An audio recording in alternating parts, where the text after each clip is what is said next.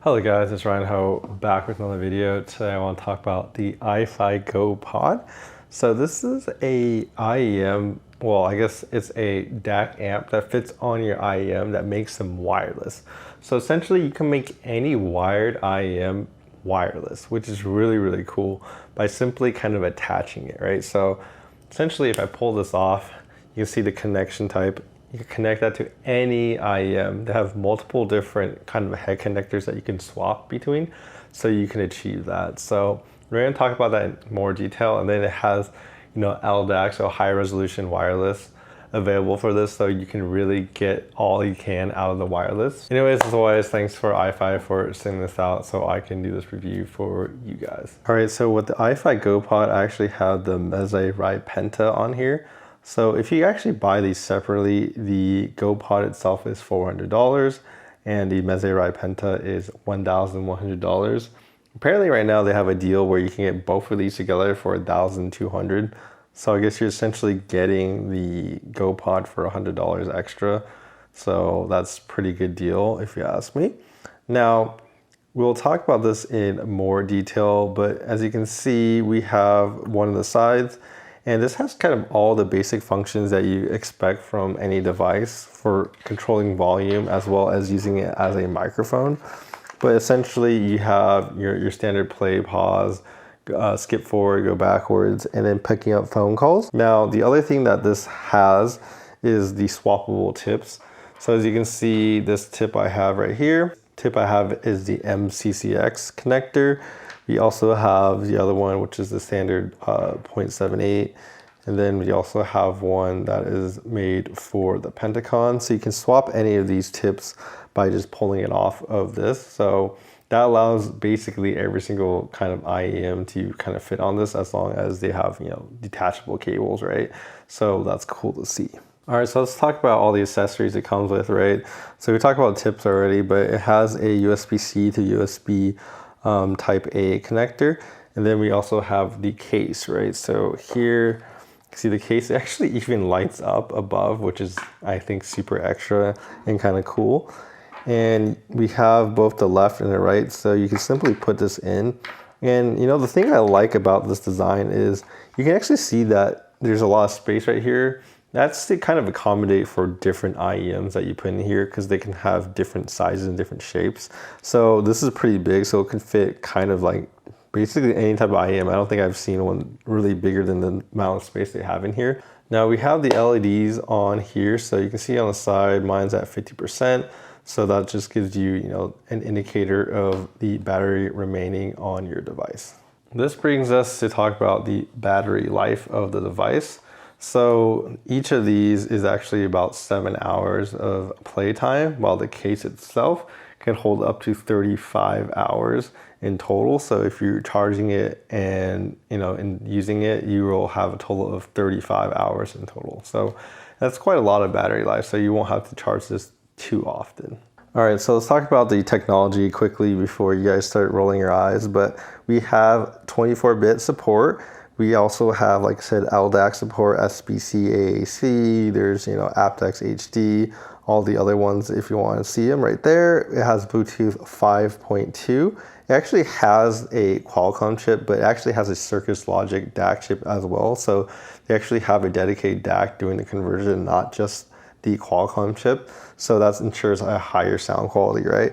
Now this is also a fully balanced amplifier.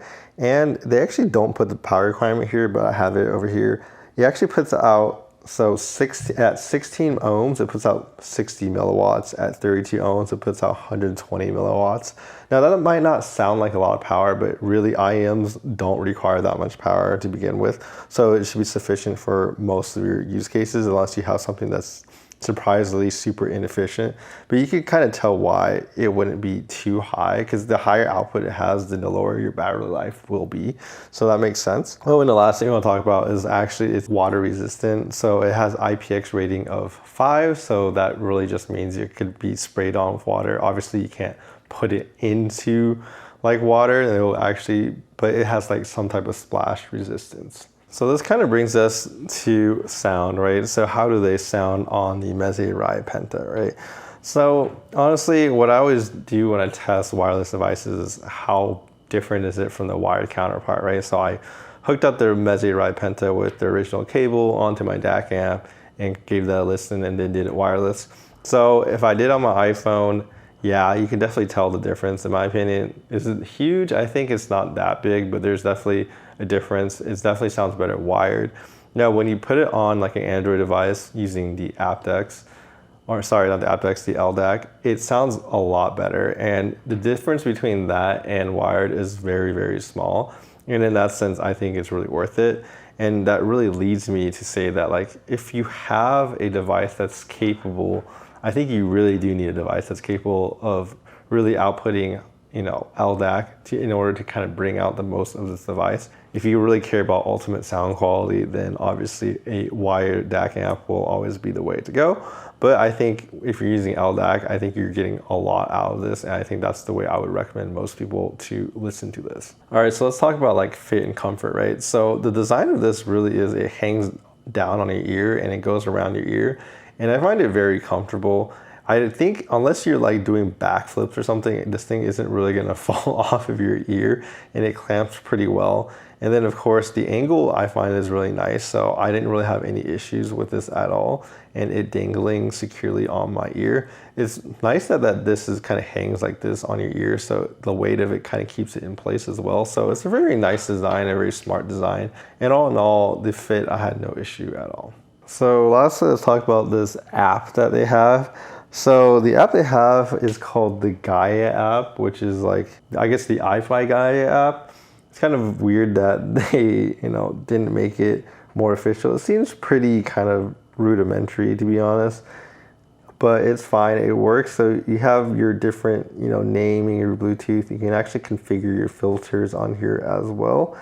And then you can do software updates, and then your factory reset. So the app gives you all your basic features that you need to get it going. Obviously, the filter configuration is probably the most interesting thing on it. So in conclusion, I do think these are worth it as long as you have a device that can transfer LDAC or high resolution audio.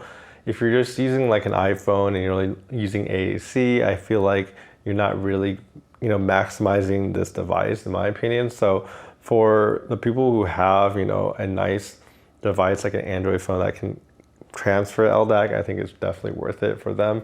And like I said, you can really just maximize any IEM, that you can literally put it on here and turn your wired into a wireless IEM, and it works with any IEM, which is why I think it's really, really, really cool.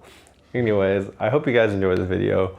Please like and subscribe down below. Helps my videos out, and I'll see you guys next time. Bye-bye.